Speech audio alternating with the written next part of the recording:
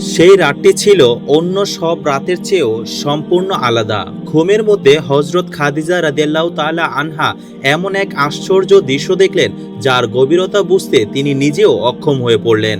স্বপ্নে তিনি দেখলেন চারদিকে যেন এক অপূর্ব আলো ছড়িয়ে পড়েছে, আকাশ একেবারে নির্মল। সেই সচ্ছল আকাশের বুকে পূর্ণিমার চাঁদ তার সমস্ত সৌন্দর্য নিয়ে জ্বলজ্বল করছে। চাঁদের আলো এতটাই উজ্জ্বল ছিল যে মনে হচ্ছিল তার আলোয় গোটা পৃথিবী আলোকিত হয়ে গেছে। হঠাৎ করে সেই চাঁদটি যেন আকাশে স্থির থাকলো না, ধীরে ধীরে তা নিচের দিকে নেমে আসতে শুরু করলো। হযরত খাদিজা রাদিয়াল্লাহু তাআলা আনহা বিস্ময়ে তাকিয়ে রইলেন। একসময় সেই উজ্জ্বল চাঁদ এসে তার বুকে আশ্রয় নিল।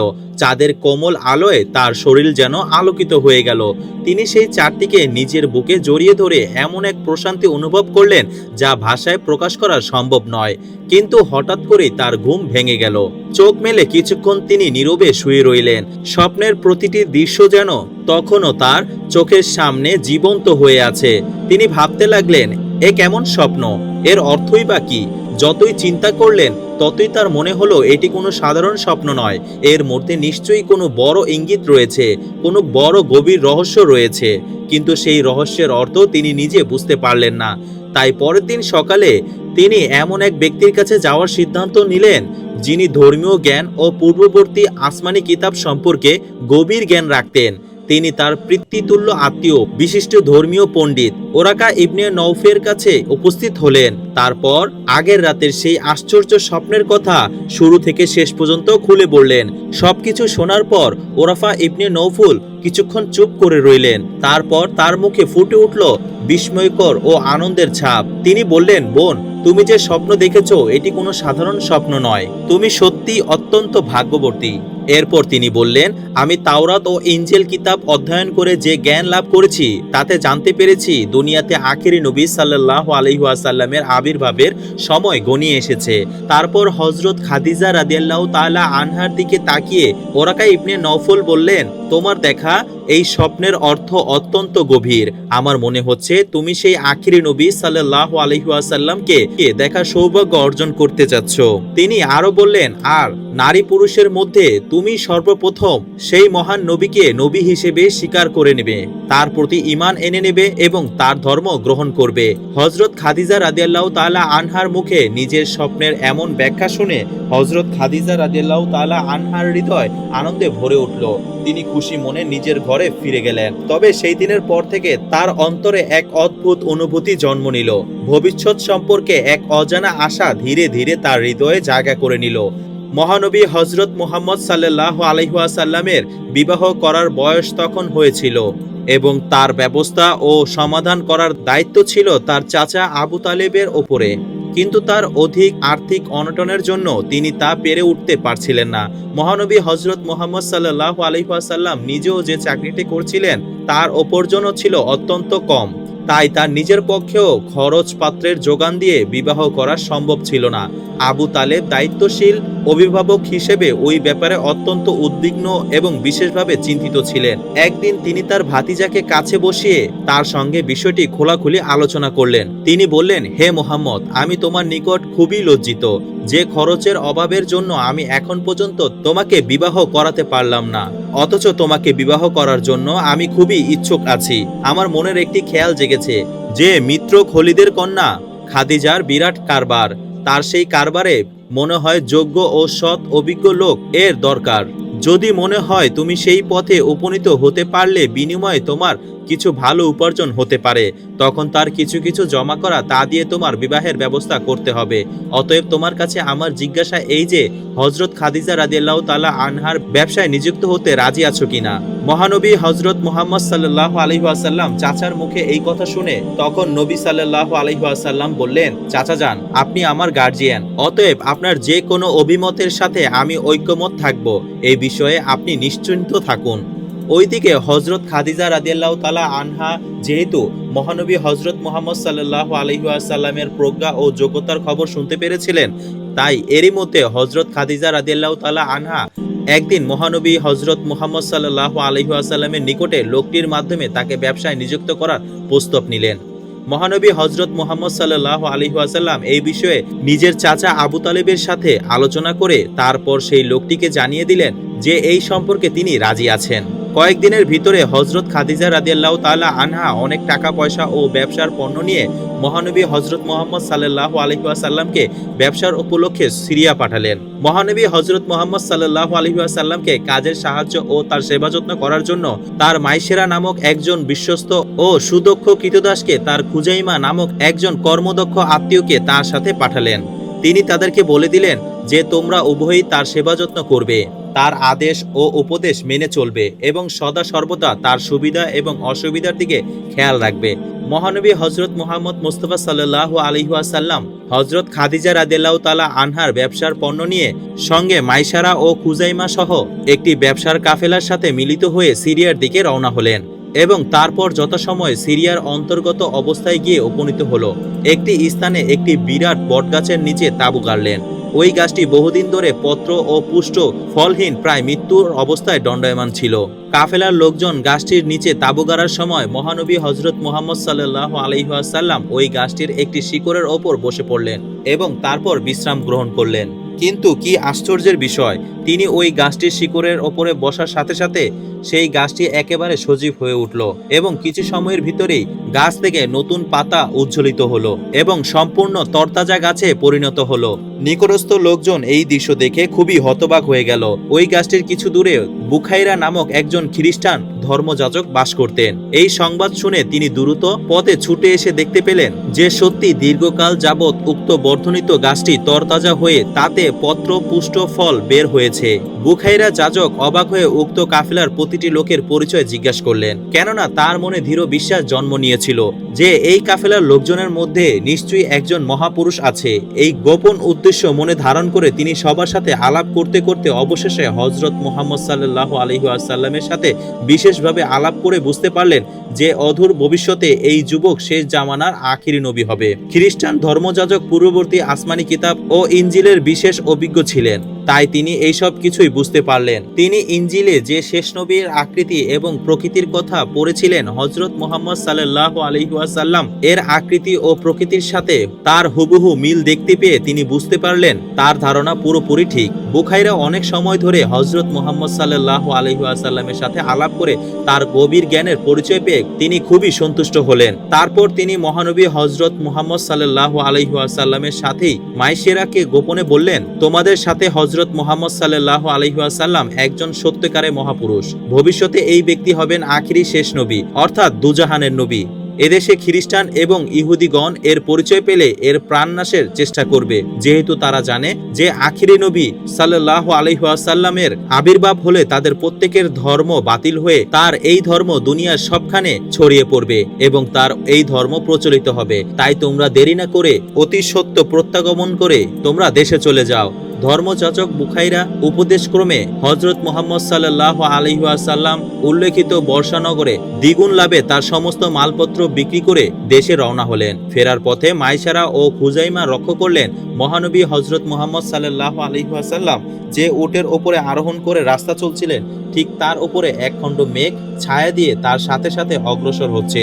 মাইসারা ও খুজাইমা বাড়ি গিয়ে হযরত খাদিজা রাদিয়াল্লাহু তাআলা আনহার কাছে উল্লেখিত গাছের ঘটনা এবং ধর্মযাজক বুখাইরার ভবিষ্যতের কথা এবং তার সাথে পথের মধ্যে হযরত মুহাম্মদ মুস্তাফা সাল্লাল্লাহু আলাইহি ওয়াসাল্লামের উপরে মেঘের ছায়া দেওয়ার কথা সবই খুলে বললেন। হযরত খাদিজা রাদিয়াল্লাহু তাআলা আনহা এসব আশ্চর্য ঘটনার কথা শ্রবণ করে বুঝতে পারলেন যে এই যুবক সত্যি শেষ নবী হবেন। যথাসময়ে মহানবী হযরত মুহাম্মদ সাল্লাল্লাহু আলাইহি ওয়াসাল্লাম হযরত খাদিজা রাদিয়াল্লাহু তাআলা আনহার নিকটে ব্যবসার হিসাব নিকাশ বুঝিয়ে দিলেন। হযরত খাদিজা রাদিয়াল্লাহু তাআলা আনহা দেখলেন যে দেয়া মূলধনের প্রায় দ্বিগুণ মুনাফা হয়েছে। হযরত খাদিজা রাদিয়াল্লাহু তাআলা আনহা ব্যবসা আরম্ভ করার শুরু থেকে কোনোবারই তার এত অধিক লাভবান হননি। এতে খাদিজা রাদিয়াল্লাহু তাআলা আনহা মহানবী হযরত মুহাম্মদ সাল্লাল্লাহু আলাইহি ওয়াসাল্লামের উপরে এত বেশি সন্তুষ্ট হলেন যে তাকে তিনি তার ন্যায্য পাওনা ব্যতীত আরো অনেক টাকা পয়সা পুরস্কার স্বরূপ দিয়ে দিলেন। হযরত ওরাকা ইবনে নফেলের কাছ থেকে নিজের দেখা পূর্বের সেই স্বপ্নের মর্ম জানার পরে হযরত খাদিজা রাদিয়াল্লাহু তাআলা আনহা মহানবী হযরত মুহাম্মদ সাল্লাল্লাহু আলাইহি ওয়াসাল্লামের উপর কেমন যেন একটা আকর্ষণ বোধ করছেন।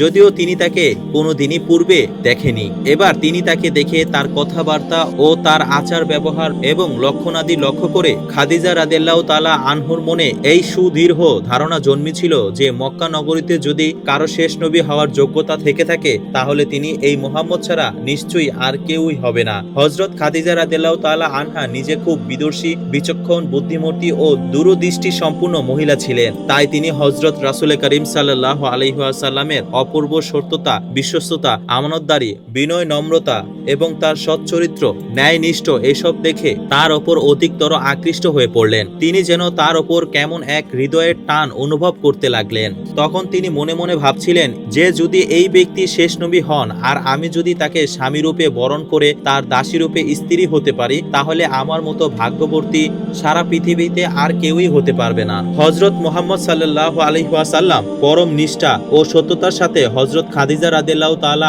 আনহার ব্যবসা সংক্রান্ত সহযোগিতা দিতে লাগলেন। তার প্রত্যেকটি কাজের ভিতর দিয়ে সকল প্রকার গুণ, উন্নত চরিত্র এবং সত্যতা, নিষ্ঠা আর শ্রেষ্ঠ যোগ্যতার পরিচয় পাওয়া যেতে লাগলো। হযরত খাদিজা রাদিয়াল্লাহু তাআলা আনহা তার এই সব গুণাবলী দেখে প্রথমেই তার উপর অধিকতর আকৃষ্ট হয়ে পড়লেন। এমনকি তিনি আর বিবাহ করবেন না বলে যে প্রতিজ্ঞা করেছিলেন তা ভুলে গেলেন এবং বিবাহের মাধ্যমে নতুন করে সংসার করবেন বলে হযরত খাদিজা রাদিয়াল্লাহু তাআলা আনহা দৃঢ় সংকল্প করলেন। নাফিসা নামের হযরত খাদিজা রাদিয়াল্লাহু তাআলা আনহার ঘনিষ্ঠ বুদ্ধিমতী পরিচালিকা ছিলেন। হযরত খাদিজা রাদিয়াল্লাহু তাআলা আনহা একদিন তার কাছে নিজের মনের কথা উপস্থাপন করলেন। তার কথা শুনে নাফিসা তাকে বলল, আপনার আর কিছুই বলতে হবে না, আমি এই সব কিছুই ব্যবস্থা করে দিচ্ছি।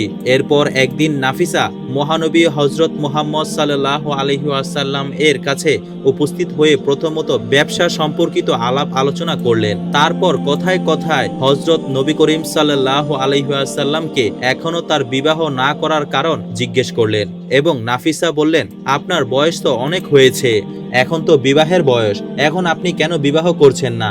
নাফিসার কথা শুনে নবী করিম সাল্লাল্লাহু আলাইহি ওয়াসাল্লাম বললেন, আপনি অবশ্যই আমার আর্থিক বিষয়ে অবগত আছেন, আপনাকে আর নতুন করে কিছুই জানানোর নেই। এই উত্তর শুনে নাফিসা বলল, মনে করুন যদি সুন্দরী, বুদ্ধিমতী এবং বিনয়ী, বিরাট দানশীলিনী এমন কোনো মহিলা আপনাকে বিবাহ করতে রাজি হয় আর বিবাহ বাবদ আপনার সকল খরচ বহন করতে থাকে তাহলে কি আপনি এই ধরনের বিবাহ করতে রাজি আছেন? হযরত মুহাম্মদ সাল্লাল্লাহু আলাইহি ওয়াসাল্লাম জিজ্ঞেস করলেন, কে এমন মহিলা যে আমার জন্য এত কিছু করতে প্রস্তুত হবে?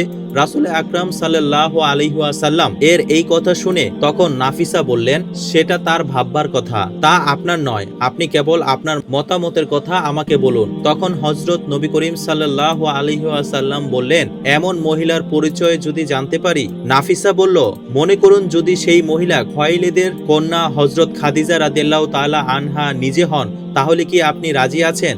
মহানবী হযরত মুহাম্মদ সাল্লাল্লাহু আলাইহি ওয়াসাল্লাম বললেন, এটা তো আমার জন্য পরম সৌভাগ্যের কথা, তবে এই ব্যাপারে আমার চূড়ান্ত মতামত নির্ভর করে আমার চাচা আবু তালেবের ওপর। যেহেতু তিনি আমার মুরব্বী তাই এই বিষয়ে তার সঙ্গে একটু পরামর্শ এবং আলাপ আলোচনা করে নিতে হবে। নাফিসা বলল, হ্যাঁ তা তো অবশ্যই, তা তো করাই উচিত, তবে তা আপনার নিজের ব্যাপার বলে আপনার চাচার সাথে এই বিষয়ে আলোচনা করতে আপনার কিছুটা সংকোচ হতে পারে। আপনাকে সে ব্যাপারে অসুবিধায় না ফেলে সেই ভার আমিও নিলাম, আমি আপনার চাচার সাথে এই সম্পর্কে কথা বলবো। তখন হযরত রাসূল আকরাম সাল্লাল্লাহু আলাইহি ওয়াসাল্লাম বললেন, তাহলে তো ভালোই হয়। তারপর নাফিসা হযরত খাদিজা রাদিয়াল্লাহু তাআলা আনহার কাছে গিয়ে নিজের সাফল্যের কথা জানিয়ে সমস্ত কথা অনুকূল পূর্বক তার নিকট বর্ণনা করলেন। তিনি শুনে অত্যন্ত খুশি হলেন। তারপর নাফিসা হযরত খাদিজা রাদিয়াল্লাহু তাআলা আনহার অনুমতিক্রমে কাছে উপস্থিত হয়ে তাকে বলল, আপনার ভাতিজা হযরত মুহাম্মদ সাল্লাল্লাহু আলাইহি ওয়াসাল্লামের সাথে হযরত খাদিজা রাদিয়াল্লাহু তাআলা আনহার বিবাহ হতে পারে কি? এই সম্পর্কে আপনার মতামত প্রকাশ করুন। আবু তালেব তার গরিব ভাতিজার বিবাহের ব্যাপারে নিজেই উদ্গ্রীব এবং চেষ্টায় ছিলেন, কিন্তু খাদিজার মতো এত বড় ধনী ব্যক্তি এবং বিধয়ী মহিলা যে তার অভাবগ্রস্ত ভাতিজার সাথে বিবাহের জন্য রাজি হবেন তা তিনি ভাবতেই পারেননি। এরূপ ঘটনা সাধিত হলে তা যে ভাগিনা মুহাম্মদ সাল্লাল্লাহু আলাইহি ওয়াসাল্লামের জন্য খুবই সৌভাগ্যের ব্যাপার হবে এটা তিনি ভালো করেই জানতেন।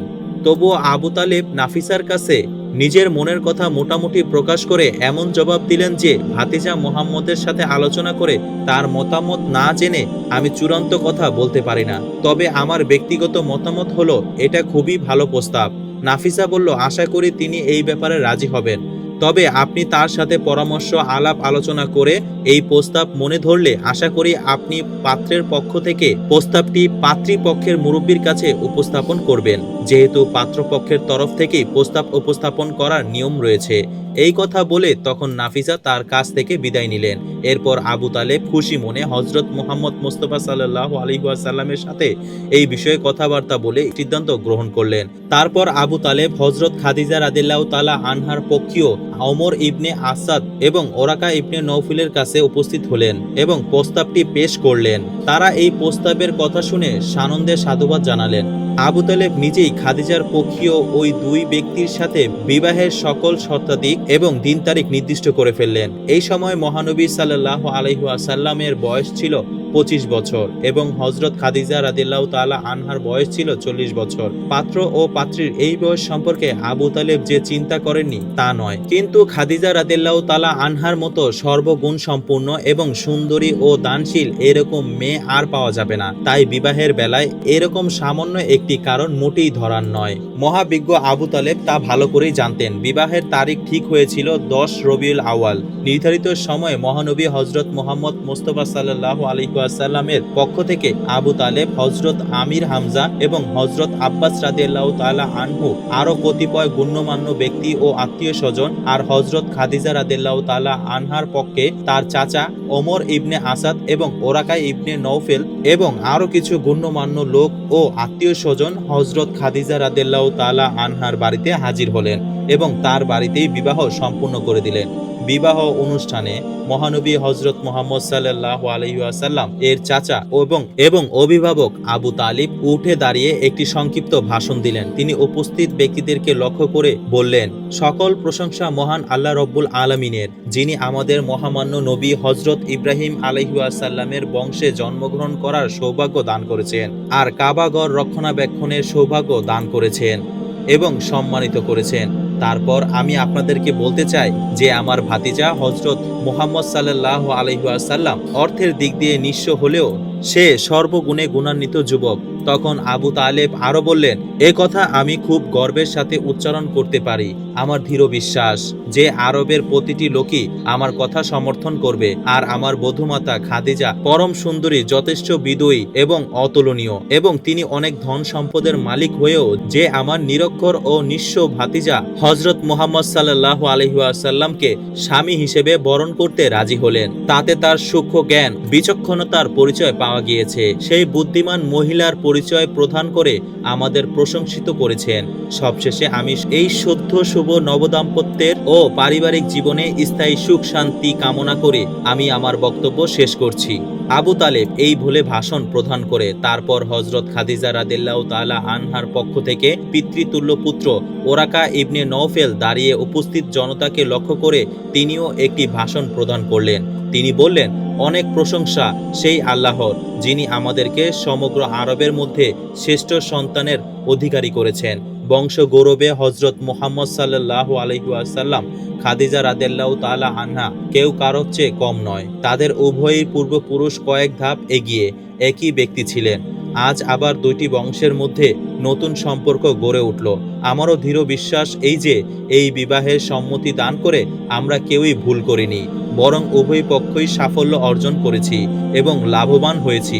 আমাদের বংশ গৌরবের চেয়ে হাশিমিদের বংশ মর্যাদা অনেক ঊর্ধ্বে, তা স্বীকার করতে আমাদের কোনো দ্বিধাদ্বন্দ্ব নেই। সেই হিসেবে খাদিজা রাদিয়াল্লাহু তাআলা আনহা মহানবী সাল্লাল্লাহু আলাইহি ওয়াসাল্লামকে স্বামিত্ব বরণ করে যে আমাদের সম্মান বৃদ্ধি করেছেন যে তা নয়, বরং সে অত্যন্ত বুদ্ধিমত্তার পরিচয় দিয়েছেন। কেননা হযরত মুহাম্মদ মুস্তাফা সাল্লাল্লাহু আলাইহি ওয়াসাল্লাম এর মতো জ্ঞানী, সচ্চরিত্র এবং সত্যবাদী যুবক সারা আরবে যে আর দ্বিতীয় কেউ নেই তা আরবের প্রতিটি লোকই এক বাক্যে স্বীকার করবে। তিনি আরো বললেন, উপস্থিত পুরুষ ভদ্র মহোদয়গণ, আমি আপনাদের সবার সম্মুখে মহানবী হযরত মুহাম্মদ মুস্তাফা সাল্লাল্লাহু আলাইহি ওয়াসাল্লাম ইবনে আব্দুল্লাহর হাতে খাদিজা ইবনে খুয়াইলিদকে শুভ পরিণয় সূত্রে আবদ্ধ করে দিলাম। আমি মহান আল্লাহ পাকের দরবারে দোয়া জানাচ্ছি যে আমাদের এই পাত্র পাত্রীর নির্বাচন সার্থক হোক, আর এই নবদম্পতির জীবন সার্থক ও শান্তিপূর্ণ হোক। মহানবী হযরত মুহাম্মদ সাল্লাল্লাহু আলাইহি ওয়াসাল্লামের সাথে হযরত খাদিজা রাদিয়াল্লাহু তাআলা আনহার এই বিবাহের ফলাফল সত্যি সত্যি মধুর এবং শান্তিময় হয়েছিল। দাম্পত্য জীবনে তাদের মতো সুখী দাম্পত্য পৃথিবীতে আর অন্য কেউই হয়নি। বিবাহের পর হযরত খাদিজা রাদিয়াল্লাহু তাআলা আনহা আবু তালেবকে এত পরিমাণে আর্থিক সাহায্য দান করেছিলেন যে তা দিয়ে ব্যবসা বাণিজ্য করে তিনি পরবর্তী জীবন অত্যন্ত সুখে এবং স্বাচ্ছন্দ্যে অতিবাহিত করেছিলেন। বিবাহের পর হযরত খাদিজা রাদিয়াল্লাহু তাআলা আনহা তার প্রচুর ধন সম্পত্তির সমস্তই মালিকানা হযরত মুহাম্মদ মুস্তাফা সাল্লাল্লাহু আলাইহি ওয়াসাল্লামের হাতে তুলে দিলেন এবং খাদিজা রাদিয়াল্লাহু তাআলা আনহা আরো বললেন, আমার এই অর্থ সম্পদের একমাত্র মালিক হচ্ছেন আপনি। এই ধন সম্পদ এখন যেমন করে ইচ্ছা ব্যবহার করতে পারবেন এবং আপনি খরচ করতে পারবেন। মহানবী হযরত মুহাম্মদ সাল্লাল্লাহু আলাইহি ওয়াসাল্লাম কোনোদিনই এই ধন সম্পদের ওপর আকৃষ্ট ছিলেন না। তিনি যে উদ্দেশ্য সাধন করতে দুনিয়ায় এসেছিলেন, ধন সম্পদ তার অন্তরায়। সুতরাং তিনি স্ত্রী হযরত খাদিজা রাদিয়াল্লাহু তাআলা আনহার ধন সম্পদ দুই হাতে গরিব দুঃখীদের মাঝে বিতরণ করে দিলেন। হযরত খাদিজাতুল কুবরা রাদিয়াল্লাহু তাআলা আনহা এতে কোনো রকম অসন্তুষ্ট প্রকাশ করলেন না, বরং তিনি খুবই খুশি হলেন। মহানবী হযরত মুহাম্মদ সাল্লাল্লাহু আলাইহি ওয়াসাল্লাম এবং তার স্ত্রী হযরত খাদিজাতুল কুবরা রাদিয়াল্লাহু তাআলা আনহার পারিবারিক জীবনে কোনোদিন সামান্য মাত্র মনোমালিন্য কিংবা কলহের সৃষ্টি হয়নি। চিরসুখ ও অনাবিল শান্তির মধ্যে তিনি জীবন অতিবাহিত করেছিলেন। প্রিয় দর্শক, এটিই ছিল হযরত মুহাম্মদ সাল্লাল্লাহু আলাইহি ওয়াসাল্লামের সাথে হযরত খাদিজা রাদিয়াল্লাহু তাআলা আনহার বিবাহের ঘটনা। এই ঘটনাটি যদি আপনাদের কাছে ভালো লেগে থাকে তাহলে অবশ্যই ভিডিওটিতে লাইক দিয়ে আমাদের চ্যানেলটি সাবস্ক্রাইব করে আপনাদের মূল্যবান মতামত জানার জন্য অবশ্যই আমাদেরকে কমেন্ট করে জানিয়ে দিবেন। দেখা হচ্ছে পরবর্তী ভিডিওতে। সে পর্যন্ত আল্লাহ পাক রব্বুল আলামিন আপনাদের সকলকে ভালো রাখুক, সুস্থ থাকুন। আল্লাহ হাফেজ।